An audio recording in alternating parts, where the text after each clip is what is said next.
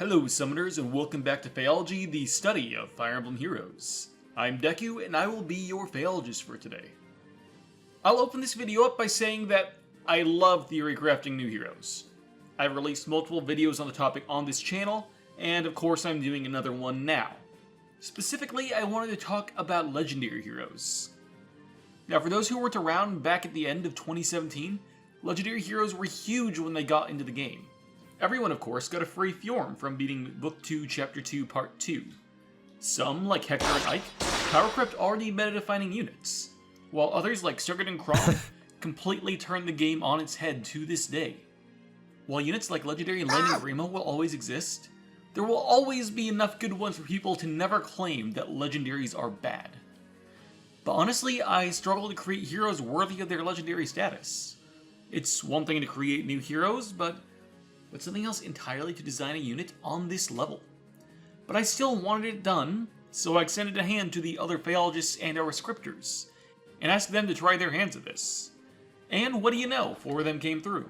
May present to all of you 4 legendary heroes, theory-crafted by the Phaologists in their own words. Hello, Summoners. My name is Ilya. You might possibly recognize me just a little bit. I do things on this channel every once in a while anyway. I'm here to explain to you Eldigan, King of Nordian. I'm sure you can tell already, just by looking at his skills and stats, that this unit would be the worst thing ever. And that's exactly why I built him, because it's just the kind of thing that intelligence systems would do to us because they hate us, and we're all terrible. So, Eldigan, King of Nordian, Fire Legendary, of course giving HP plus 5 and pair up during fire season. He has 170 BST that is split to 45 HP, 41 attack, 16 speed, 36 defense, and 32 resistance. Now to get those skills, I didn't just pick randomly. I actually looked at the amount the stats increased from base Sigurd up to legendary Sigurd, and I tried to scale the stats for Eldigan in a similar manner while still resembling their original kits. So, Super Boons, don't care. Super Banes, don't care. I know how to calculate those out. Go ahead and talk to Deku about IVs. Anyway, Cursed Mistletoe grants res plus 3, slang effect, if special triggers before or during combat, grants special cooldown minus 2 after combat, obviously from Dark Mistletoe. If he initiates combat or a foe's HP equals is greater than or equal to 75%, makes a guaranteed follow-up attack. I believe this comes somewhere from Sigurd. And if foe initiates combat or if penalties active on foe, reduces damage from foe's first attack by 50%. And if you do damage to foe during combat, restores 7 HP to unit, even if you don't actually deal any damage. This weapon basically is just a hodgepodge of effects from all the different kinds of Eldigans and Sigurds that have been released. Much the same way they did that with Sigurd, actual legendary Sigurd. This has a lot of the same effects, but with a more elegant twist. Speaking of a more elegant twist, Holy Knight aura has been replaced with Lion Fang. At start of turn, unit can move 1 extra space. We love this, don't we? All of us love this. Boosts special damage by 40% of unit's attack. After combat, if unit special triggered, grants def res plus 6 to unit and all allies for 1 turn, and unit and allies can move 1 extra space. Once again, we all hate this, and I'm deeply sorry I have built this. However, I think you have to admit this art is cool. So, this differs from Holy Knight Aura. Obviously, Holy Knight Aura, I believe, scales off of Draconic Aura. Is that the pre-skill? This would come from Dragon Fang, obviously Lion Fang, which means it would boost damage by a little bit more while having a higher cooldown. Then, instead of granting plus 6 to attack to all allies and extra movement, this grants more defenses. Is this more useful? No, but it's interesting. Other than that, he comes with Fury 4 because he's Eldigan, attack defense near trace because he's all about movement shenanigans, and attack defense menace because he needs it. That's all I got. Look at him. And just be glad he's not real. It is also worth noting that a couple of our authors were unable to record their own audio, unfortunately. So I talked to them, and I'm going to read their scripts for them. This one is Legendary Ninian, as presented by Memento Mori. Ninian Divine Dancer has a BST of 172, with 37 HP, 37 attack, 43 speed, 25 defense, and 30 res. She has super boons in speed and defense, and super banes in HP and attack. She is a wind pair-up legendary in the same season as legendary Illialidur for pretty obvious reasons. Her personal weapon is Dream of Alib, a reference to the desire to seek her homeland that first led Ninian to come to Alib with Nils, and be involved with all the events of the Blazing Blade. Its effects are grant speed plus 3. If unit initiates combat, deals damage equal to 15% of unit speed, grants defense res plus 6 during combat, and grants another action to unit after combat. Once per turn after combat, unit can move 1 extra space. Even though Ninian is a dancer, her weapon gives her firepower through the speed-based true damage. But the focal point of the Theorycraft that I wanted to build to hinge on is the post-combat. After combat, Ninian can move again and gains the Tempest effect. This allows her to either fight again, which dragons wouldn't be able to do because they can't use Gale Force, or dance one of her teammates, with the added benefit of the extra movement. This brings me to her personal dance skill, Nini's Grace, a reference to Ninian's ring in the Blazing Blade that boosted the defense and resistance of the ally she dances. However, since damage reduction is obviously in fashion right now, instead of straight up stat buff, she gives them a status effect that's basically a slightly weaker version of guard bearing.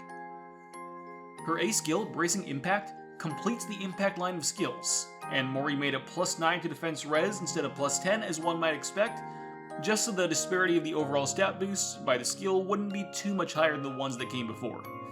Sturdy Impact gave a plus 16 boost, while Steady and Swift Impact gave a plus 17 boost. So I made Bracing Impact give a plus 18 boost instead of a plus 20. Her B skill is Null Follow-Up, just because it's one of the best B skills in the game. Finally, he made her C skill as an attempt to both call back to and assist legendary Illialidur, Attack Opening 4. It gives plus 7 attack to Ninian's ally with the highest attack at the beginning of every turn, as well as the Null Panic status effect. The stat boost is pretty self-explanatory, but the Null Panic is there for several reasons. For one thing, since it has the same condition as legendary Illialidur's Ardent Durandal, it can boost whoever is probably your strongest ally and make them immune to panic, which is even now still relatively common in Arena. Furthermore, he made an inheritable version of Null Panic just so it can be potentially utilized in Light Season of AR as well, instead of just in Astra, where Ashura exists. So there's Ninian, blending both offensive and potential team support, and she can act as a great ally to legendary Illialidur, as she should. Hello everybody, fjveca here, and today I come to you to talk about legendary Caeda. This little lady we have here has a base stats of 39 HP, 43 attack, 44 speed, 23 defense, and 28 resistance, for a total BST of 177 without any boons.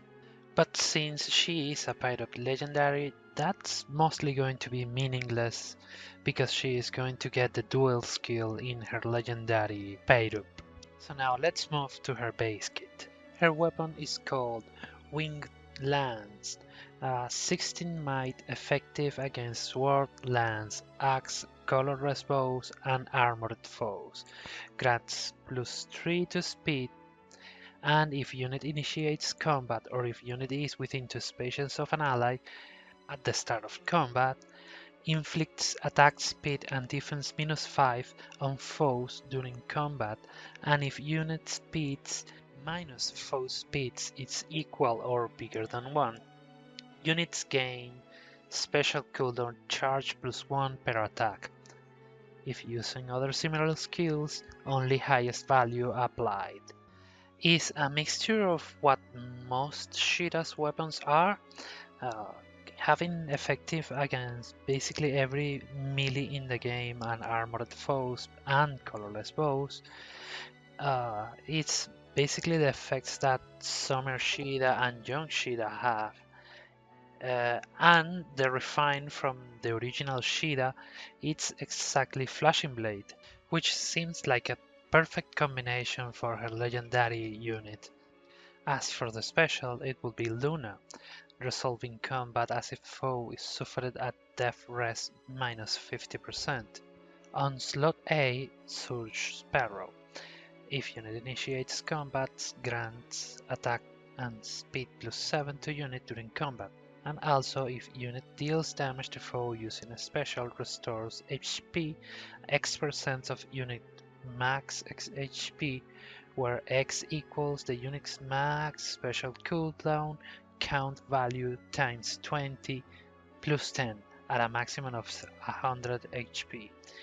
Triggers even if the damage is 0. Her B slot will be her preferred skill, which will be Airflow. If unit speed is higher than foe speed, reduces the damage from attacks during combat and from area of effect specials, excluding rocker area of effect specials, by a percentage equal to the difference between stats times 4 at a maximum of 40%. And if a unit initiates combat, neutralizes effects that prevents units' follow-up attacks. And on her C slot, she will have Speed Defense Rain, which inflicts speed and defense -4 on foes within 2 spaces during combat. Her kit is pretty much self-explanatory. She is a big nuke against anything melee and colorless archers on a fire season, which I think it will be interesting because there's 2 green armor legendaries there, and her kit will allow her to pretty much deal with them without any issues, and still having a decent combat against legendary Lilina would make Fire Season a little bit more interesting than it is currently, and having a second unit that has speed-based damage reduction while being a flying unit, it's going to be interesting considering there's nobody to challenge legendary Ryoma on that remark. So even if I don't know exactly what is the route that Intelligent System is going to go with legendary Caeda, I think this will be a nice way to finish the weapon triangle for her, while making her fairly unique without making her completely broken at the same time. This Theorycraft was provided by Gaia, one of our scripters. This is a take on Legendary Male Robin, modeled after his Grandmaster class in Fire Emblem Awakening. He's a Wind pair-up Legendary with 183 BST. His stats are designed to be as balanced as possible, with 38 HP, 40 attack, 40 speed, 33 defense, and 32 resistance. He has super boons in attack and defense, and super banes in HP and resistance. His weapon, the Levin Sword, gives him extra resistance, the ability to counterattack at range, adaptive damage, and an easy to fulfill effect that gives him an Omni +5, alongside the nullifying penalties and giving his enemies debuffs instead.